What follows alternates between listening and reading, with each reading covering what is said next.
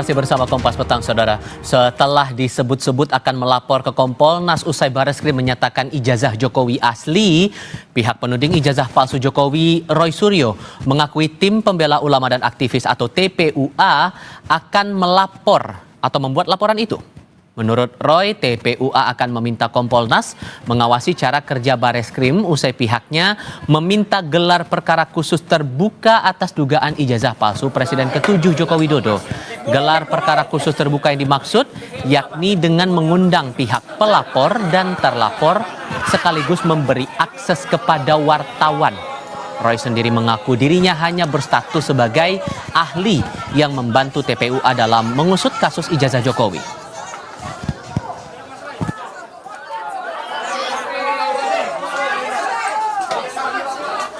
Sebenarnya kami, saya, Dr. Roy Suryo, Dr. Rismon Hasiholan Sianipar, dan juga Dr. Tifa, itu tidak merupakan bagian internal dari TPUA atau tim pembela ulama dan aktivis. Tapi kami adalah pihak yang terkait, pihak ahli yang diminta untuk membantu pelaporan TPUA kemarin ke Bareskrim Mabes Polri. TPUA kemudian kemarin menyampaikan surat kepada Karo Wasisdik, Kepala Biro Wasisdik atau pengawas penyidikan di Mabes Polri, untuk membuka kembali penyelidikan itu dan juga atau laporan Dumas itu, dan kemudian menyelenggarakan yang namanya gelar perkara khusus terbuka. Terbuka itu apa? Ini sesuai dengan Perkap, sesuai dengan peraturan Kapolri. Gelar perkara itu harus disaksikan oleh kedua belah pihak, bahkan disaksikan secara terbuka oleh wartawan, oleh semua pihak, sehingga bisa nilai benar atau tidaknya. Jadi sekali lagi kami mendukung semua pihak, termasuk pelaporan nanti dari TPUA kepada Kompolnas, kemudian kepada pihak-pihak lain yang mungkin diperlukan. Presiden ke-7 Joko Widodo menanggapi santai ancaman Roy Suryo yang akan melapor ke Kompolnas usai Bareskrim menyatakan ijazahnya asli. Roy akan melapor penyidik Bareskrim yang sudah melakukan uji laboratorium ijazah SMA dan perguruan tinggi milik Jokowi yang tidak transparan. Namun menurut Jokowi ini adalah cerminan jika penggugat ijazahnya tidak percaya dengan lembaga negara dan institusi publik, meskipun sudah banyak yang menegaskan keaslian ijazahnya. Setelah Bareskrim kemarin, Pak Roy Suryo mau melaporkan penyidik Pak karena tidak percaya sama ijazah. Ya, UGM nggak dipercaya, Bareskrim nggak dipercaya, KPU nggak dipercaya, terus yang mau dipercaya siapa? Sebelumnya, Roy Suryo kerap mempertanyakan SOP Puslapor Polri yang memutuskan ijazah Jokowi identik dengan materi pembanding tanpa mengundang para ahli dan dilakukan secara transparan. Alhasil, Roy pun meminta kinerja Bareskrim yang menguji ijazah Jokowi untuk dievaluasi dan diawasi oleh Kompolnas. Saya kira ini perlu disampaikan nanti kalau Bareskrim juga tidak diuji loh ya. Beliau nanti akan ada juga yang menguji apakah Kompolnas atau apa nanti ketika diperiksa. Apakah benar prosedur itu jalan dengan semestinya atau kemudian tidak presisi. Senin lalu, tim pembela ulama dan aktivis menyerahkan surat kepada pengawasan penyidikan di Bareskrim Polri agar dilaksanakan gelar perkara khusus atas pengaduan masyarakat terkait ijazah Jokowi. Alasannya, ada beberapa kejanggalan dalam proses penyelidikan dan keputusan Bareskrim menghentikan penyelidikan perkara karena dianggap tidak menemukan tindak pidana di dalamnya. Tim Liputan, Kompas TV.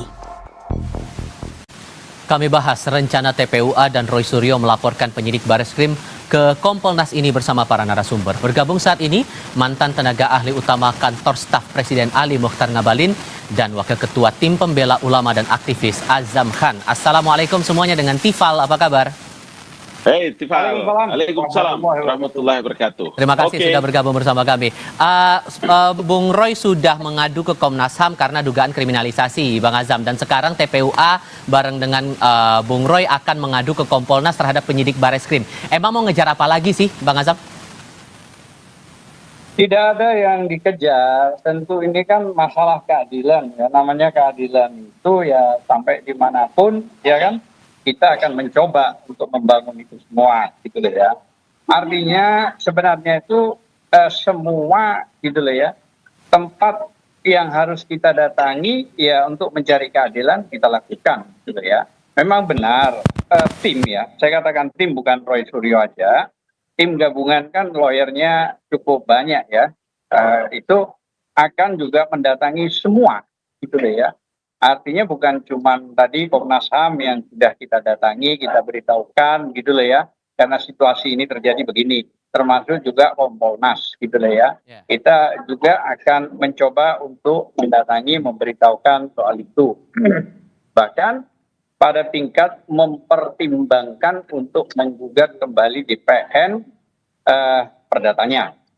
Jadi beberapa memang hari yang lalu kita sudah mendatangi Mabes Polri untuk mengajukan gelar perkara khusus ya, sesuai Perkap Kapolri gitu ya. Kan ada dua, itu gelar perkara biasa dan gelar perkara khusus. Jadi diperbolehkan secara khusus kita mengajukan dan sudah diterima, bahkan semua sudah kita berikan ke Wasidik dan semua lah ya, tembusannya bahkan Presiden dan ya Kapolri gitu lah ya. Oke. Jadi saya butuh penegasan lagi. Jadi sesungguhnya yang Anda ingin adukan ke Kompolnas itu goalnya buat apa? Ya, tentang sebuah keadilan. Akan tetapi proses ini kan melalui tim nanti gabungannya. Jadi kan belum ke sana masih. Nah, tinggal menyusun. Saya tidak juga menjustifikasi sekarang ini apa, tapi yang jelaskan soal masalah ketimpangan apa yang begitu cepat ya diumumkan oleh Mabes Polri soal masalah identik. Padahal identik itu kan tergantung identiknya kalau sama KW ya sama KW kan begitu. Kalau identiknya sama yang asli ya harus diserahkan dan itu pun juga harusnya kalau sesuai Perkap itu kan kalau barang bukti itu kan disimpan tidak boleh dikembalikan. Gitu ya. Tapi kan fakta itu berbeda. Bang Ngabalin, kalau menurut Anda niat untuk mengadukan ke Kompolnas dan Komnas HAM ini beralasan tidak menurut Anda? Ya, yang paling pokok sebetulnya itu sekarang adalah Bang Azam ya, ini ahlan wa sahlan, harus kabarkan kepada teman-teman mempersiapkan segala hal-hal yang terkait dengan apa yang menjadi laporan terhadap pencemaran nama baik, fitnah dan macam-macam. Itu aja sebetulnya. Jadi kalau hari ini kemudian ke Komnas HAM, kemudian ke Habib Rizik, kemudian ke toko-toko sana, toko-toko sini dan lain-lain, itu namanya tidak siap. Jadi sekarang begini Zam, ingat baik-baik ini. Kan sekarang karena Pak Jokowi itu merasa dia difitnah, dia kredibilitasnya sebagai seorang tokoh di Republik ini dihina, dihujat, dicaci maki, maka sekarang beliau kan melaporkan tuh ke polisi. Maka teman-teman harus mempersiapkan itu. Apa yang menjadi tuntutan, kemudian bagian yang mempertanggungjawabkan itu. Jadi kalau begini cara kawan-kawan ke Komnas HAM, ke toko ini, ke sana, kemari, itu nanti penilaiannya tidak bagus. Itu juga sebabnya kenapa kita harus memenuhi undangan Kompas TV atau teman-teman. Kenapa? Karena saya terus terang ingin mengatakan bahwa ini kan sudah terjadi efek kebenaran ilusi ini. Kebohongan yang berulang-ulang itu menjadi kebenaran. Kasihan masyarakatnya. Bayangkan, indikator politik Indonesia itu kemarin melakukan survei itu kan 66 sekian persen loh yang tidak percaya kalau Jokowi Presiden ke-7 itu melakukan pemalsuan atas ijazahnya. Dan menurut Anda bukti apa yang selama ini tidak kuat dibuktikan oleh teman-teman TPUA? Iya dong, karena kan mereka yang menyebutkan bahwa ijazah Jokowi itu kan palsu. Kalau mereka menyebutkan ijazah Jokowi itu palsu, maka dia harus bisa menunjukkan ini loh yang benarnya. Yang ada di tangan Jokowi itu palsu, ini loh yang benarnya. Kan begitu, dalilnya kan begitu. Dia harus membuktikan. Tidak perlu datang ke sana kemari, ke Komnas HAM, membutuhkan international network, kemudian melakukan apa istilahnya itu, digitalisasi untuk... Nggak penting. Saya itu begini loh bro, ingat ya, pada waktu saya caleg, ijazah SMA saya itu diragukan oleh KPU. Maka institusi yang mengeluarkan ijazah itulah yang bisa membenarkan.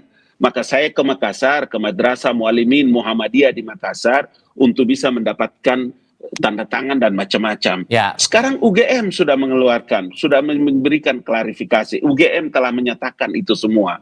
Apalagi Nah, itulah yang saya selalu bilang, masa sih isu ijazah palsu ini kok begini panjang sih, hampir 10 tahun, 10 tahun deh. Bang Gitu Azam. loh maksud saya. Bang Azam dianggap Ya. tidak siap, pembuktiannya tidak kuat, ditambah lagi Pak Jokowi bilang kalau udah nggak percaya sama Bareskrim, mau percaya siapa lagi? Gimana ngerespon itu? Ya, bagus itu. Ini bukan persoalan itu. Jadi yang paling penting itu, kalau ini dianggap sederhana, apalagi tadi Bang Gambalin bilang nggak usah ke sana lah ke sini. Lah kalau nggak usah ke sana ke sini lah kan memang kenapa sih kalau datang ditunjukkan nggak usah pakai pengacara, begitu banyak nggak usah juga ke Bareskrim. Udahlah, orang sekarang Jokowi presiden itu mulai dari wali kota 2 kali sampai gubernur dan ini sudah 20 tahun lebih, sudah artinya dipilih oleh rakyat. Apa susahnya memberitahukan kepada publik tentang ijazahnya? Misalnya dikumpulin semua di satu tempat lah, mau di Hotel Borobudur, mau di mana terserah, panggil semua ahli IT, panggil semua jurnalis untuk inilah ijazah saya, inilah wisuda saya, inilah ini. Silakan difoto, dijelaskan, artinya komplit lah. Sehingga kami merasa senang kalau kami memiliki presiden yang jelas. Sehingga yang selama ini misalnya dianggap ada publikasi yang miring, peringatkan saja, gitu loh ya. Jangan sudah ada korban 2. Nah ini kan Bang Ngabalin juga harus tahu ada Bang Tri sama Gus Nur yang ditahan. Itu di dalam sidang tahun 2002 tidak ada penunjukan ijazah yang asli. Hanya yang ditunjukkan itu adalah fotokopi. Fotokopi itu tidak boleh di dalam undang-undang dan KUHP. Itu loh ya. Makanya ada lagi yang lebih ironis. Di pasal 10 Undang-Undang 31 tahun 2014 tentang perlindungan saksi dan korban, itu disebutkan jika ada laporan tindak pidana, itu harus diselesaikan dulu, gitu loh ya, sampai inkrah, baru laporan itu diterima. Lah kalau misalnya sekarang belum apa-apa, sudah ada laporan, terus laporannya cepat, tidak berbeda dengan laporan Bang Egy tanggal 9 itu Desember sampai sekarang masih dumat, belum LP, malah dikeluarkan SP 2 lidik, diberhentikan gitu loh ya, penyidikan itu. Nah ini kan jadi dioperasi kanker. Nah harusnya tunggu selesaikan proses, diperiksa gitu loh ya. Makanya sekali lagi saya katakan, kalau tidak mau gaduh, sebenarnya dari dulu kalau Pak Jokowi terbuka. Bang Ngabalin. Persoalannya jadi begini. Diminta tetap untuk ditunjukkan ijazah asli itu, Bang Ngabalin. Begini. Institusi negara itu namanya KPU. KPU di tingkat kota Solo, KPU di Provinsi DKI Jakarta, KPU di pusat. Itu institusi negara loh. Untuk bisa orang menjadi calon wali kota, calon gubernur, calon presiden itu verifikasinya KPU. TPU apa itu? Tim pembela apa itu? Itu apa? Institusi apa? Kenapa justru kalian yang begitu terasa seperti hakim di atas segala hakim di Republik ini untuk menentukan sah tidaknya satu? Itu bagaimana itu, Zam? Please, tolong. Bagaimana bisa? Apa itu? Tim apa itu? Kenapa begitu? Gini. Jadi coba lihat dulu, Zam. Dengar dulu. Tadi waktu antum ngomong, ana dengar. Sekarang ana ngomong. Maksud saya begini, Bos. Sekarang ini pemerintahan baru. Saya itu dengar langsung dari Presiden Joko Widodo pada waktu itu bahwa ya wes, sabar Ngabalin, karena kan ini sebentar lagi saya selesai. Mungkin saya selesai, sudah selesai. Terus kalau Presiden Jokowinya sudah selesai, masih terus dituntut soal ijazah. Mau ada apa? Apa karena anaknya ini sekarang wakil presiden, kemudian akan siap-siap juga nanti di 10 tahun akan datang setelah Prabowo dia jadi presiden? Ataukah untuk dalam rangka meng-grounded orang punya harkat dan martabat atau bagaimana? Itulah yang saya bilang, waktu kita sudah selesai deh. Kita harus menggunakan banyak waktu untuk kepentingan masa depan bangsa dan negara. Pemerintahan sudah bukan Jokowi lagi. Sekarang pemerintahan Prabowo Gibran, banyak program-program penting yang harus mereka laksanakan. Oke. Masa waktu kita habis di urusan yang begini-begini terus? Nah, tudingan Karena pertanyaan-pertanyaan tadi gimana jawabnya Bang Azam? Iya, sederhana kan jawabannya. Kami ini rakyat. Undang-Undang nomor 1, Undang-Undang pasal 1 ayat 2 itu udah tinggi. Itu yang harus dipahami dulu. Lah kalau rakyat meminta, kenapa sih kok ribet gitu loh? Oh, nggak ada yang ribet kok ini. Gitu loh. Kalau semua misalnya di KPU, di ini. Lah kalau ada misalnya rakyat yang komponennya itu kurang yakin karena memang para ahli yang sudah diajukan secara ilmiah ini bahwa itu nggak benar, maka yang langsung ajak seharusnya Pak Jokowi itu melakukan kebijakan. Panggil semua pihak, ayo saya tunjukkan apa beratnya. Coba, kan nggak berat. Cuma nunjukin ijazah, panggil semua ahli, panggil semua media. Nah, kalau sudah terbukti benar nggak ada masalah, peringatkan orang itu. Dan kalau perlu juga mau diproses, proses silakan. Gitu lah ya. Nah, keterbukaan ini penting. Sebentar Bang, ini kan hak otoritas saya. Tadi Abang bilang jangan, ya sudah saya mau bicara. Makanya saya mau minta izin. Makanya saya mau izin. Tahan dulu Bang. Oke Bang. Jadi nggak ada masalah sebenarnya. Kalau ini ternyata baik, benar, ya sudah, is okay gitu loh. Nah, kalau perang begini, akhirnya kan terjadi, masa iya sih mantan presiden yang dipilih rakyat, mulai dari wali kota, gubernur, sampai presiden 2 kali, sekarang rakyatnya begini, terus kira-kira tanda kutip ya, mau mengkriminalisasi, loh apa nih kok ada alasan? Loh buktinya pada saat dipanggil, klarifikasi undangan itu ada pasal yang tidak mungkin dilakukan, pasal 32, 35 itu ITE itu nggak ada itu kan penekanan secara kriminalisasi. Kalau memang ini mengarah kepada pencemaran nama baik, yaitu fitnah, cukup di pasal 310, 311, kalaupun mau ITE pasal 27 cukup, bertarunglah di dalam sidang di situ. Tapi saya sekali lagi sangat menyayangkan seandainya dari awal Pak Jokowi itu membuka secara terbuka dan luar biasa, saya kira nggak sampai sebegininya loh. Itu alasan kenapa kemudian didorong gelar perkara khusus dan terbuka Bang Abalin. Itu beralasan tidak Itu Bang Abalin? karena ada penghentian, karena ada penghentian penyelidikan yang masih berproses dan kita sudah ajukan 4-5 orang saksi yang ini diperiksa di Mabes Polri dan 7 video. Saya kasih, itu semua sudah ada. Silakan Bang Abalin. Orang itu kalau diteliti ijazahnya, saya tidak tahu ya apakah Pak Jokowi ini mau calon presiden lagi atau ada persyaratan apa lagi ya sehingga mereka ini ragu atau harus meminta keabsahan ijazah. Kan sudah selesai. Wali kotanya sudah selesai, gubernurnya sudah selesai, presidennya sudah selesai. Ada urusan apa lagi ini? Apakah kalau Gibran itu tidak jadi wakil presiden sekarang kira-kira masih nggak ya? Itu pertanyaan besar loh. Karena sesuatu yang tidak masuk akal. Institusi negara sekali lagi yang namanya Komisi Pemilihan Umum yang punya kewenangan melakukan verifikasi itu sampai lolos menjadi wali kota, menjadi gubernur, menjadi presiden 2 periode. Apalagi ini dengan Jokowi sekarang. Please, hey, orang semua bingung loh apa urusannya nih dengan TPPU, KTPP apa segala macam ini. Apa urusannya? Kenapa ini menjadi bulan-bulanan? 10 tahun loh, saya kan bilang loh, isu ijazah ini 10 tahun beliau sejak jadi presiden.